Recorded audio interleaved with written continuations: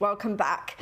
Now, Israel has launched strikes in southern Lebanon after a wave of explosions took down Hezbollah's communications network in the form of sabotaged pagers and walkie-talkies. Here's the latest from Sky News UK. The cafes were crowded in South Beirut to gauge the mood of the Hezbollah leader, who was giving an unscheduled speech after 2 days of deadly explosions across Lebanon. Mid-speech, Israeli jets flew over the capital, causing loud sonic booms. This happens often now, but few saw the timing as coincidental. The explosion of so many pagers and handheld radios in public places has raised considerable alarm about a further dangerous escalation.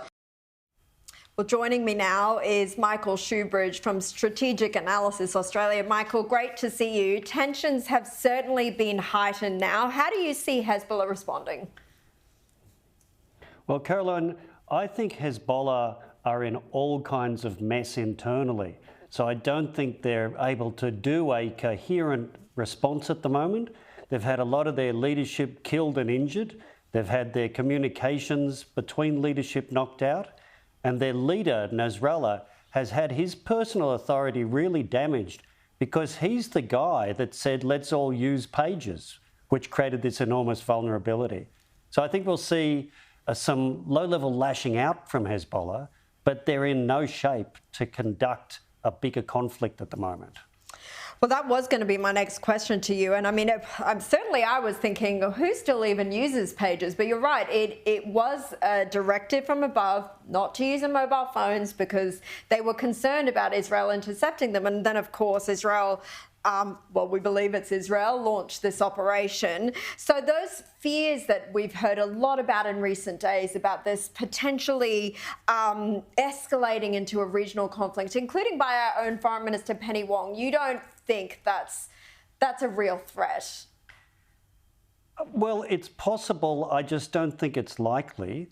And there's a bigger reason here, which is Hezbollah doesn't want a conflict that brings the house down on Lebanon. They've got a terribly troubled economy, already very weak public infrastructure. All of that will get radically destroyed and damaged if they provoke Israel into a wider war. And Iran doesn't want a wider war either. It wants these terrorist proxies, Hamas and Hezbollah, to die on Iran's behalf. Well, of course, Hezbollah has fired thousands of rockets at Israel since October 7. There was that awful attack on Majal Shams where 12 Druze children were killed. How have you seen the response to these latest this latest operation that's Mossad is meant to be behind? We've seen people responding around the world saying, you know, this is to condemn those actions by Israel. But what did you make of that operation?